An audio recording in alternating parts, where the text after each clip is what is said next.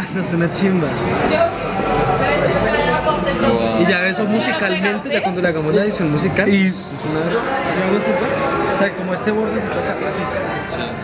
Hay unas cátedras que son los espacios comunes. La Universidad Distrital le sugirió a la facultad que pensara en unas cátedras comunes internas que respondieran al perfil en artes que tiene la facultad, buscando una noción que fuera coherente con esa naturaleza de la Facultad de Artes ASAP, y la noción más coherente que se encontró en este caso fue la noción de la creación.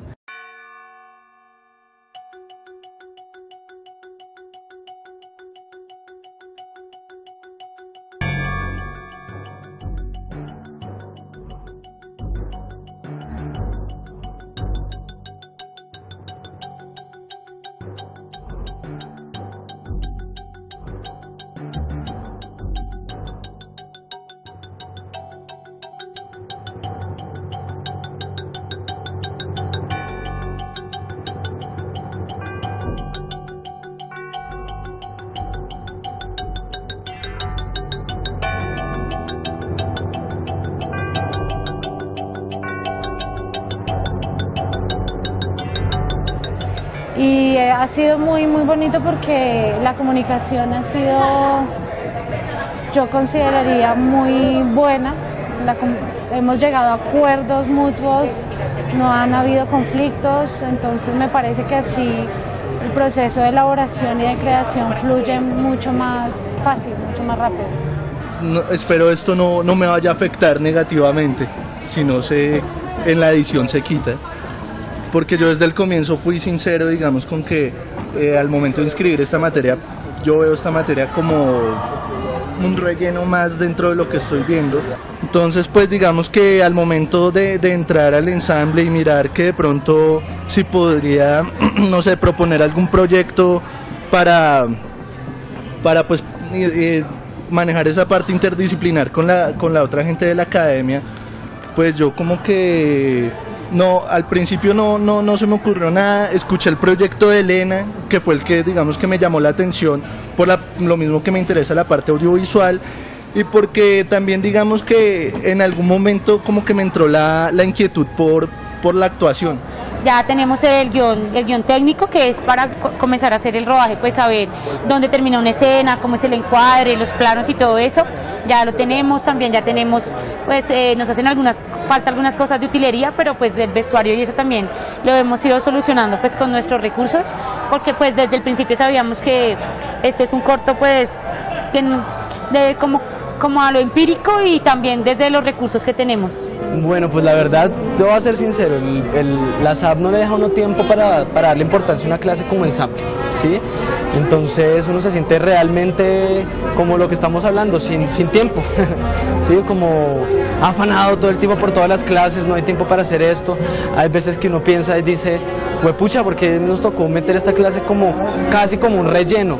Y uno dice, no tengo el tiempo para dedicarle realmente. Entonces como que uno se siente sí, con muchas ideas, es bonita la idea romántica de juntar todas las artes, pero a veces me siento como impotente no poderlo desarrollar bien. Es un espacio que tal vez debería ser en los primeros años de las carreras y no en los últimos. Hagamos otra premisa, no hablemos. Sí, sin una sola palabra. Y el que se ría también. Que se ría también. Y el que mire y hagamos para que genere también. Listo, ahora ya puede. Listo. Entonces yo voy a empezar tirando la pelota a alguien y ese alguien no puede dejarla caer la pelota. Nosotros, el grupo En la Cuerda Floja, nos conformamos dentro del ensamble de gestión y creación del maestro Adrián y el maestro Daniel, y fundamentalmente la idea es que estudiantes de varios proyectos curriculares, plásticas, escénicas, danza y música, nos encontráramos en un espacio donde posiblemente la cercanía generara algún tipo de sinergias especiales y acabar ocurriendo algo de ese pretendido ensamble. Dentro de ese proceso nosotros pues hemos seguido unas rutas vinculados mucho al asunto del riesgo y la improvisación. El riesgo y la improvisación entendidos como la posibilidad de lo incierto. Yo te comprendo, y bueno, el asunto de coger y cocinar, ¿sabes de pronto, Camilo, también por qué te diría? Porque me parecía como posible, en la medida que tuviéramos como una relación un poquito más profunda con este lugar, ¿sí? Pero aquí como a la ciega y de todo, siendo que todavía, o sea, es la primera vez que intervenimos. Pero, o sea, obviamente yo no voy a dejar dos ciegos ahí en la cocina sin ninguna persona que los persiga, o sea, que los cuide. Bueno, listo. Pero ahí tampoco hay riesgo entonces, porque ya hay... No, porque el riesgo es solamente dejar que si yo manejo un cuchillo con los ojos cerrados, ahí ya hay riesgo. ¿Sí me entiendes? El riesgo empieza a ser real, ¿sí me entiendes? Pero si yo ya sé cómo me muevo en el espacio, ¿sí me entiendes? No, pues ya yo sé que otra persona va a terminar de hacer la tarea. Sígueme contando. Entonces yo pienso que... Eso va cambiando, pero no cambia, no sé, para el día de la muestra como una resolución, sino algo con lo que se puede intentar cualquier proyecto, digamos, creativo. Y lo de los riesgos, pues, claramente lo que nos interesa aquí no es arriesgarnos en el sentido de que se propongan hacer cosas que no saben hacer, sino precisamente de abrir unas fronteras a las disciplinas, que es completamente distinto. O sea, es como decir, listo, íbamos a asumir la cuerda floja era ponernos en riesgo, era que quizás el riesgo incluso de lo que fuera a pasar pasaba, hablaron también de la improvisación, ¿sí? Pasó lo que tenía que pasar y ahora nos da miedo que no tengamos un producto, entonces como que no asustarse con lo que finalmente era la decisión desde un comienzo del grupo. Y hace unos días tuvimos un pequeño debate interesante porque el cuestionamiento era si al final del proceso tendríamos que entregar algún tipo de producto, evidencia del curso. Digamos que una muestra, yo lo veo en ese caso como cómo puede un artista, y no solamente en este espacio y para un grupo, sino como artista, yo me hago esa pregunta constantemente, ¿cómo puede un artista socializar o compartir una experiencia que solo la vive uno? Esa es una gran pregunta de la creación, me parece a mí, ¿no? Y eso creativo, el hecho de crear, tal vez es una génesis como sincera. Lo que estás viendo tal vez de estos juegos, de ellos fregando la vida, de todos como teniendo confianza, creo que ese es el acto de la creación. No es un objeto, no es un texto, es que ocurra algo en nosotros. Suponemos que eso era el hecho de la creación última que pretendería. Entonces te digo una cosa, en ese punto no hay posibilidad alguna de perder el curso, porque ya nosotros creamos confianza y eso es un producto superior a cualquier otra evaluación. ¿Y qué pasa en el recorrido de esa idea? O sea, ¿qué va pasando? No sé, tendremos que ver después, y la idea de hoy también es eso, ver qué pasó con los grupos y con lo que pensaban en un comienzo y cómo ese producto puede haber o cambiado, o transformado, quizás incluso haberse hasta desintegrado. Entiendo la interdisciplinariedad primero como una necesidad de articularse y relacionarse con el otro, no solamente con otra técnica, sino con otro modo de pensar el mundo. Entiendo la interdisciplinariedad desde la intersubjetividad. Quiero decir con eso que las disciplinas no implican solamente técnicas o modos de resolver un problema o hacer algo en el sentido puramente técnico, sino que implican fundamentalmente modos de pensar el mundo. Y en ese sentido lo que necesitamos fundamentalmente en términos creativos y artísticos es la capacidad de relacionarnos con otros modos de pensar el mundo. Así entiendo yo la interdisciplinariedad, ¿no? Por ejemplo, un punto de vista, digamos, que yo he tenido es que al compartir, digamos, con otras personas que se dedican a otras disciplinas, es que lo hace pensar un poco sobre como el sello personal, ¿sí? O sea, ¿qué pasaría si, digamos, ellos asumen otras cosas también o asumen su cuerpo de una forma distinta con el tratamiento de, digamos, del instrumento que cada uno interpreta, ¿sí? Básicamente el instrumento, el otro día con Tatiana, ella me decía, para mí fundamental las manos, ¿sí? Con mis manos hago todo. Pero por ejemplo para nosotros que trabajamos, digamos, en la escena, es todo lo que nace del cuerpo, ¿sí? Es el movimiento, son las piernas, es la voz y pues indudablemente para los músicos es su instrumento. Considero que esta materia me aporta en lo interdisciplinar en cuanto que se enfoca a otras artes, en este caso el video, que no se ve en ningún momento en nuestra carrera de escénica, o sea, de teatro. Como decían mis compañeros, cruzar saberes me parece un enriquecimiento muy valioso, el poder crear otro tipo de iniciativas artísticas, que es bonito porque se une uno a la iniciativa creativa de un compañero y esto se vuelve y se convierte en algo propio. Entonces es un sueño en común, por así decirlo, es algo muy poético.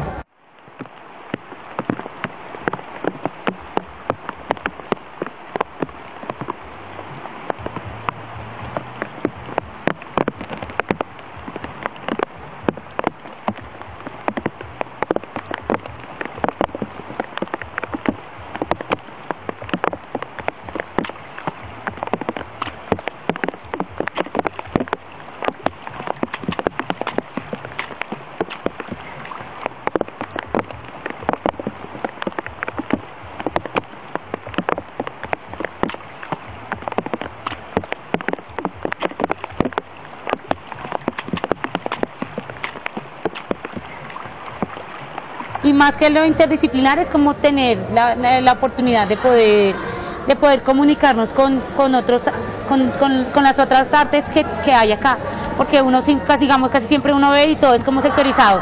Entonces acá hay escénicos, acá hay plásticos, como que músicos, y entonces como chévere como todos nos unimos para una misma idea.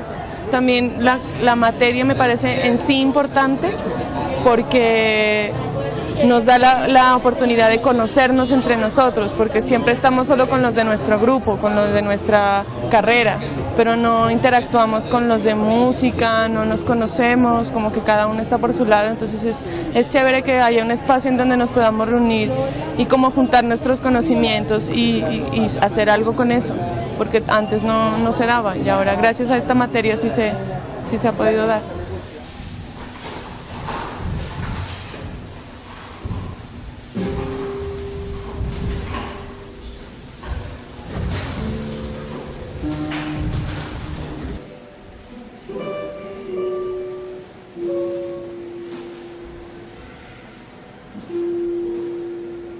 Creo que en una academia, en vistas a una preparación que se enfoca a lo profesional, creo que el campo profesional de las artes implica una capacidad de relacionarse con otras disciplinas. Para mí, incluso como profesor de artes plásticas, me preocupa y me interesa mucho eso.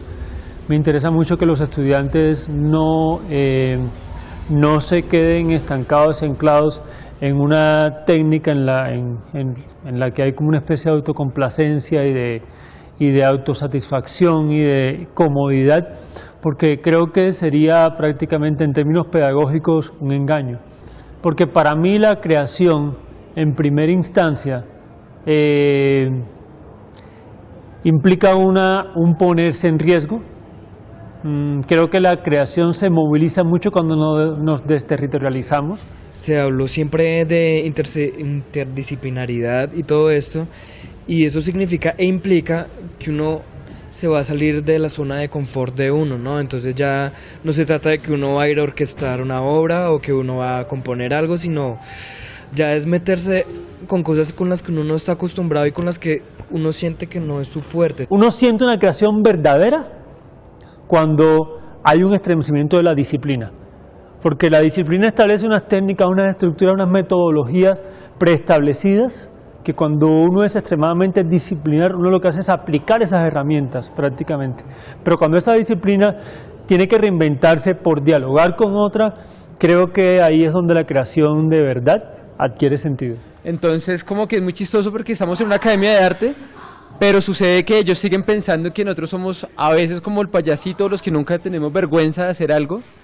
Como que tenemos la experiencia entonces de que el plástico es el que pinta con pincelito y hace buenos dibujitos, ¿sí? Y que el músico es el que es bueno para ambientar algo y resulta que no, ¿sí? Digamos,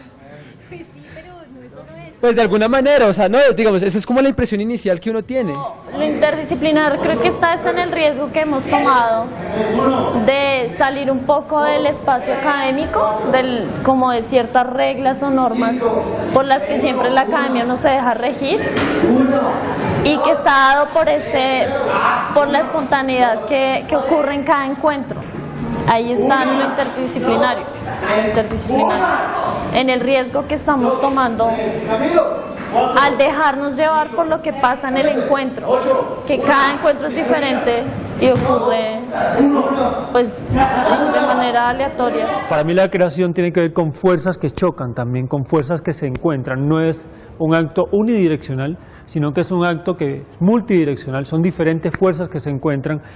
Y en ese sentido, cuando uno trabaja en grupo, y en este caso cuando los estudiantes trabajan en grupo, uno se da cuenta que esa noción de la creación, en tanto la producción de un objeto estético, se diluye completamente. Uno se da cuenta que lo primero que ellos hacen es recrearse ellos mismos, y la creación se convierte prácticamente en una experiencia de vida más que en una objetualización o en un producto que se entiende en un producto final. A mí me parece que hay una ganancia inmensa en el asunto del ensamble, y es la confianza generada en el grupo. Y esa confianza, se lo digo, no hay forma de representarla en un video y decirle, mire el video de la confianza. La confianza es el hecho que ya se hace transversal a todos los que hemos participado, que nos ha permitido jugar sin problema en varios escenarios y sin que nos dé ni pena ni vergüenza de ningún tipo. Y en ese sentido hemos, y eso sí lo hemos comprobado, que el trabajo de grupo desestructura esos esquemas que ya han sido establecidos por mi relación y mi diálogo conmigo mismo, como ese monólogo, ¿no? Y eso es lo que queremos romper con el trabajo de grupos, el monólogo creativo, que se vuelve prácticamente como una autocomplacencia conmigo mismo. Decidimos aprovechar los espacios que son cíclicos aquí en la universidad y entonces también había un personaje en el cuento que es una persona que camina y tiene zapatos de un tamaño y luego de otro color y luego no tiene zapatos y siempre hay como un descalzo ahí y queríamos aprovechar que el tiempo de él en el cuento es más lento o más rápido según pasan cosas también en el cuento. Entonces queríamos como jugar con esas ideas, con lo del tiempo, lo de la gente caminando, el descalzo y eso. No sé si así, por ejemplo, que coja como esta espiral, si me entiende, así 2, o que la coja larga arriba de 3. Uy, esa es más bacana. Esta es más bacana, parece una pintura, güey. A partir de la imagen concreta de las temporalidades distintas, el tempo de este señor descalzo, construimos la imagen en el espacio de movimiento, pero pensando en la música también que tendría ese movimiento. Entonces ahí creemos que está lo interdisciplinario, cómo hablan y dialogan las distintas artes en una sola imagen, ¿sí? Entonces el movimiento lo planteamos a partir de lo musical y ahí empezamos a dialogar lo plástico también desde las tomas, básicamente eso.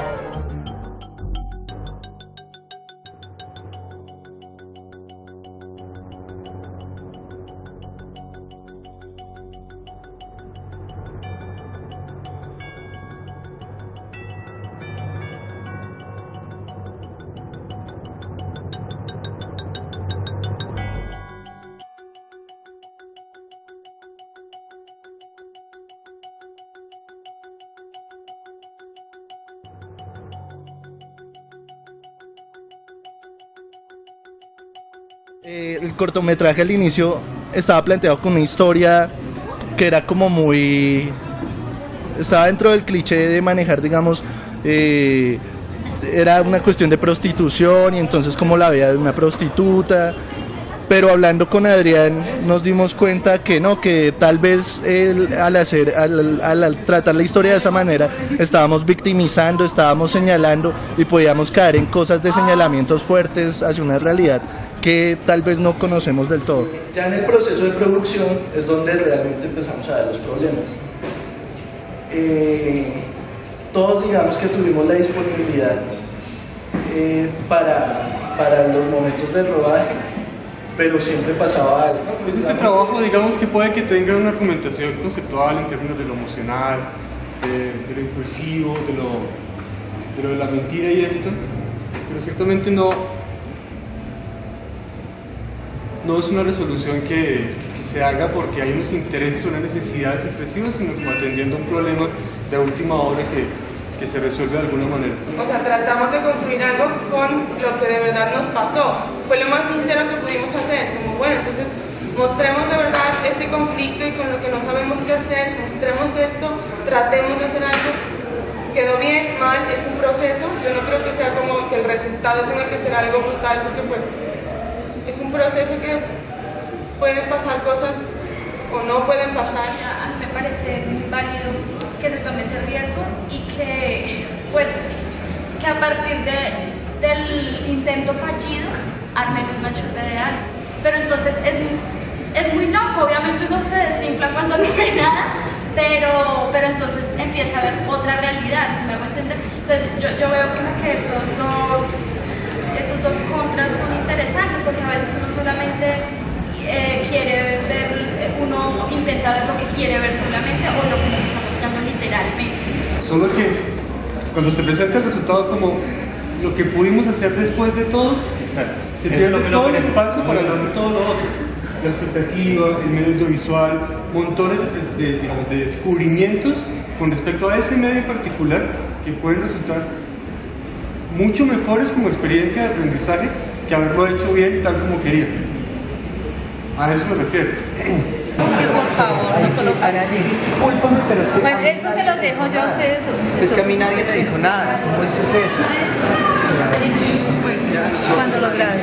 Porque es que acaban de entregar un espacio y queremos ver cómo es que va a ser el desempeño de los plásticos aquí en la facultad. Lo que está diciendo es que no lo hicieron por encima de la recomendación de que le ha dicho que no lo hagan y ellos no tanto lo hicieron. No, pero espera. ¿Por qué no traes a Miguel Ángel que nos diga? Igual es una presentación efímera, ¿cierto? Sí. Veámoslo un momento y lo retiramos. Lo que dice la maestra es que hay que mirar que no se vaya a dañar la pared. ¿Cómo hacer para que la gente se haga consciente de ese espacio? Otra, ¿cómo hacer para hacer notar la ausencia sin eliminarla? No sé si me hago entender, es decir, no necesariamente entonces metamos cosas allá y ya, o metamos gente allá, sino hacer conciencia cuáles son también los mecanismos que operan para que ese espacio sea ausente. Aunque empezamos diciendo qué podemos poner de teatro, qué podemos poner de música, qué podemos poner de tal, el resultado fue que llegamos a que este sitio es ausente porque falta arte acá. Y entonces falta arte en todas sus ramas y en todas sus disciplinas. Y lo que quisimos hacer fue un trabajo que involucrara todo, pero no este pedacito es de acá y este es de acá y este es de acá, sino como el arte en general, en todas sus expresiones. En primera instancia, este sitio pues le llamaban el patio de piedra, ¿sí? Nos fuimos como que enterando que se llamaba primero el patio de piedra, que lo habían cerrado por dos razones muy fuertes, y una pues es la contaminación ambiental. Por eso fue una razón que lo cerraron, que supuestamente había una persona que duró afectada a los pulmones y pues recayó y murió, el cual dijeron no, este pedazo no lo pueden utilizar. Y el otro fue que aquí era como el taller de piedra, ¿sí? Y aquí se hacía mucho ruido por las máquinas. Entonces al hacer mucho ruido pues dijeron no, hay que trasladarlo a otro lado y pues va a quedar todo cerrado porque no tiene ninguna utilidad. Lo que estamos haciendo acá son instalaciones sonoras, ¿sí? En las que pues, se recrea el sonido de la SAP. En este lugar nunca está ese sonido y es por medio de esto que queremos generar como la pregunta en lo ausente de este espacio. Aquí, ¿qué hace falta? Aquí hace falta los músicos. Nunca hay músicos acá, pero esto es un llamado a que venga alguien y con esos instrumentos y toque, ¿ya? Que suene este espacio, que le dé vida. La palabra experiencia y la palabra experimentación. Ninguno de nosotros sabe cómo se habita un espacio. No tenemos el concepto plástico, el concepto arquitectónico, el concepto que se necesita de qué es habitar un espacio. Creo que todos lo cogimos como vamos a hacer un experimento de qué significa habitar. Pues quedarnos allá una noche, compartir con Ian, el dueño de la casa, y hacer una comida y bueno, tomarnos unos que otros guaritos y bueno, como compartir, como tener un intercambio también de una conversación. Entonces nosotros como que siempre como en la incertidumbre de saber qué va a pasar con nuestro proyecto, si nos vamos a poder quedar, y al fin como que decidimos no hacerlo por lo mismo, porque no sabíamos. Aún así, con eso que pasamos, con ese intercambio que tuvimos en los pocos momentos que nos vimos con el hombre, pues fue como muy desconcertante hablar con él. Claro, nosotros pensamos al comienzo, bueno, vamos a quedarnos a Palenque, en realidad pensamos que nos íbamos a quedar en la parte bonita, dije, no, hacemos unos videos, hacemos unas actividades, ¿no? Cuando ya nos acercamos a hablar con el dueño o el administrador, ya cambió un poco la perspectiva, porque entonces ahí sí conocimos toda la casa, que no la conocíamos, y ya nos dimos cuenta que el espacio no era tan sencillo, había como ciertas complicaciones, ¿no? El espacio es algo que configura a la persona, pero nosotros también configuramos el espacio. Igual también somos un grupo de 12 personas que no nos conocemos, y el hecho también de habitar un sitio 12 personas una noche, que es como un momento tan privado, y conocernos y ver qué pasaba y ver ese experimento de habitar, pues nos pareció interesante. Y también de pronto como una grabación de audio donde también digamos que una especie de memoria, donde como cada uno, Palenque para mí fue esto, Palenque para mí fue esto, Palenque para mí fue esto. Bueno, para mí Palenque fue como el hoyo negro en la ciudad, digamos. Yo sentía que estar en Palenque era estar fuera de tiempo, fuera de espacio. Era un lugar donde se podría recrear historias, fantasías, ilusiones, también de pronto pesadillas. Lo que vamos a hacer es crear una especie de denuncia para involucrar a la comunidad de la SAP.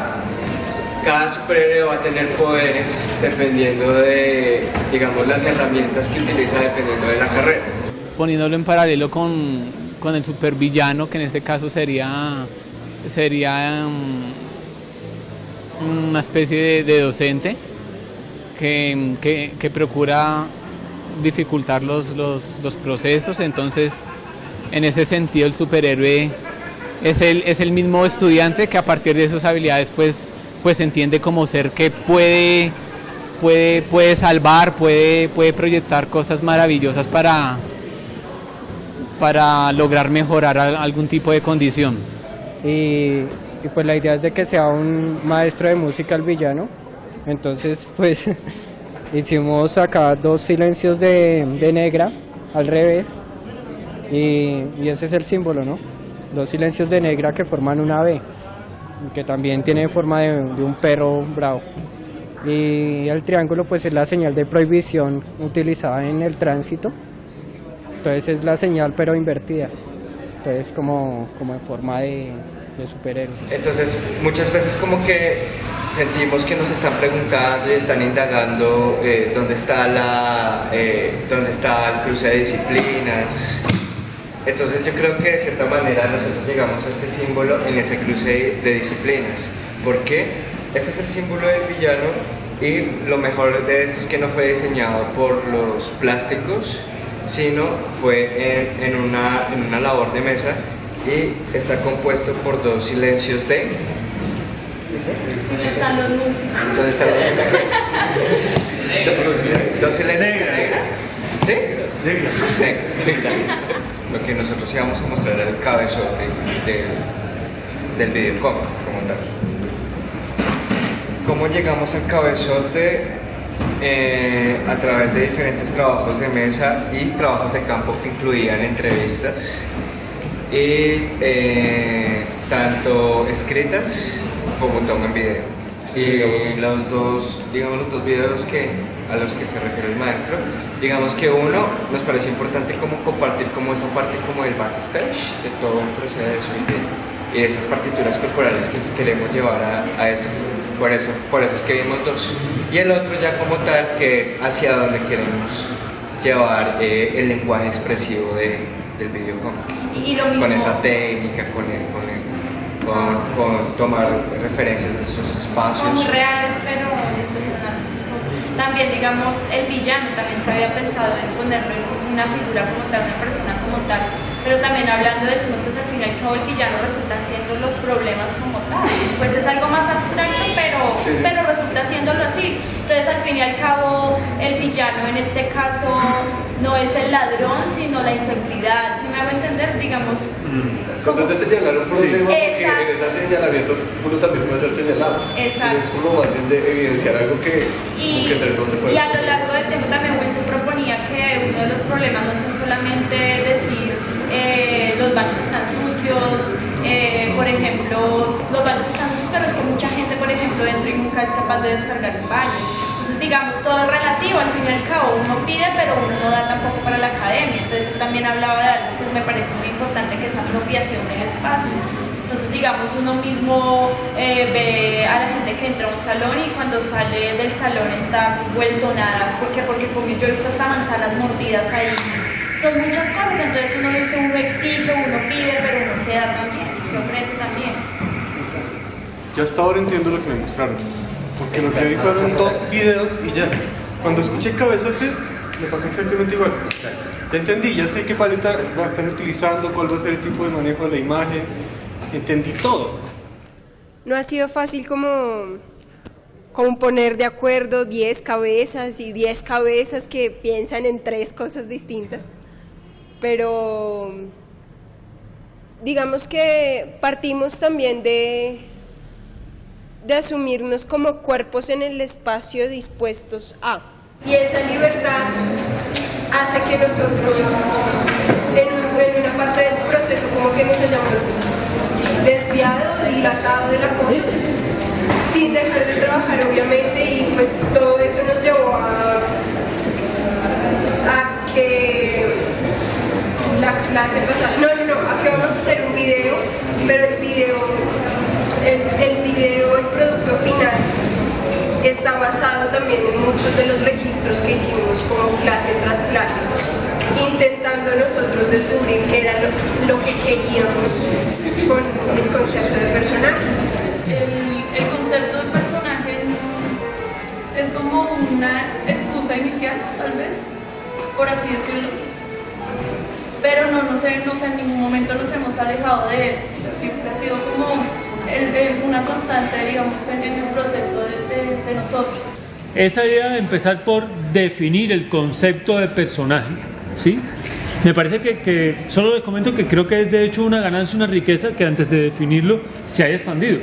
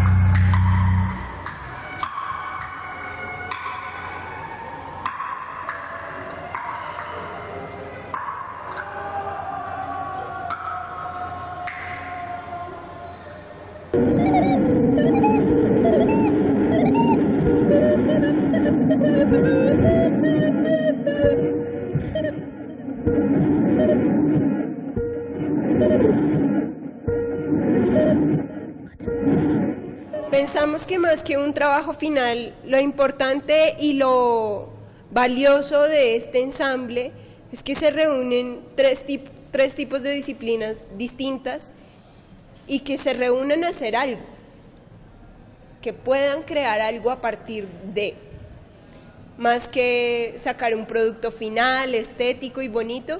Siento que lo más importante es eso. Bueno, pues a modo personal fue un ejercicio y una experiencia bastante valiosa, que aporta mucho a mi formación como músico. Yo no había estado nunca en un ensamble interdisciplinar y pues es muy raro desde el punto de vista del músico, que muchas veces se enfrasca en su profesión, en su mismo conocimiento, y no le para bolas, por decirlo de alguna manera, al resto de artes. De hecho, para mí la creación tiene mucho que ver en primera instancia con el acto destructivo prácticamente. O sea, toda creación implica de inicio un acto destructivo, ya sea destruir un sentido para crear otro, destruir un objeto para crear otro, destruir una situación para crear otra. Y en ese sentido el primer acto destructivo creo que es el acto de moverse de su propia disciplina. Hay una noción de una cierta destrucción de una estructura fija y rígida, diría yo, y creo que una de las cosas que posibilita la creación es desestructurar lo rígido. En ese sentido es curioso porque cuando nosotros en el ensamble, en el seminario, ponemos a los estudiantes en situación de dialogar con otras disciplinas, en situación de moverse de su territorio, la creación deviene prácticamente. O sea, porque la creación implica resolver situaciones, así lo entiendo yo también, en condiciones diferentes a las acostumbradas.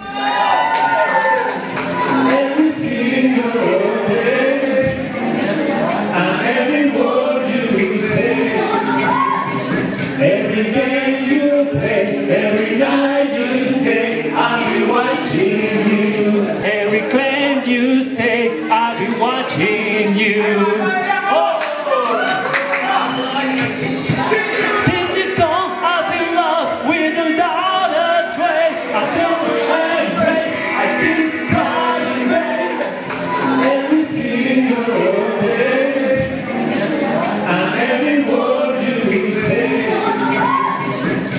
Every game you play, every night you stay, I'll be watching you, and every word you say. Every game you